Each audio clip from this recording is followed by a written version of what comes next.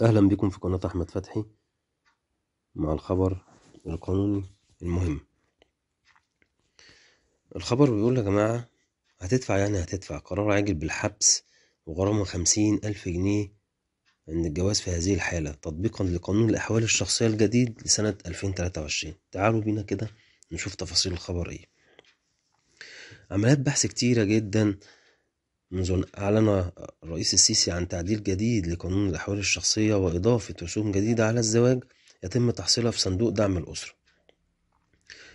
ومن ذلك الحين وسادت على جميع المواطنين حالة من الجدل الواسع حول قيمة هذه الرسوم وموعد تطبيقها، كما تم تداول الكثير من الشائعات اللي بتقول ايه بقى، بأن هذه الرسوم 20,000 و30,000 و50,000 يتم دفعها في صندوق دعم الأسرة الجديد قبل كتابة عقد الجواز.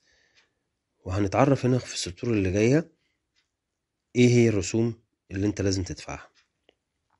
رسوم الزواج الجديدة: يتم دفع رسوم الزواج الجديدة في صندوق دعم الأسرة المصرية الذي قام بإنشائه الرئيس السيسي من أجل تأمين الأسرة وضمان تنفيذ الأحكام الخاصة بالنفقة سواء للزوجة أو المطلقة أو الأولاد. ويتم دفع هذه الرسوم وقيمتها كالآتي، ركزوا بقى معايا. 100 جنيه يتم دفعها الزوج عند كل واقعة زواج جديدة.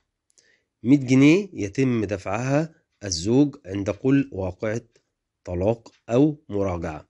50 جنيه يتم دفعها الأب عن كل واقعة ميلاد جديدة. 1% من قيمة المؤخر وبحد أدنى 100 جنيه. 50 جنيه عند طلب استخراج وثيقة قيد عائلي. 50 جنيه عند طلب استخراج بطاقة الرقم القومي. تمام كده؟ طيب ايه العقوبة بقى؟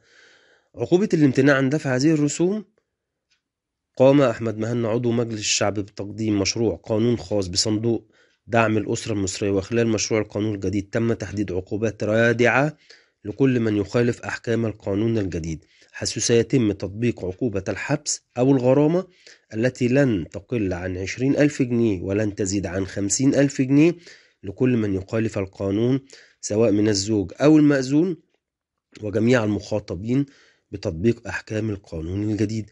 وسيتم تحصيل هذه المبالغ وتوريدها بقرار من رئيس الجمهورية.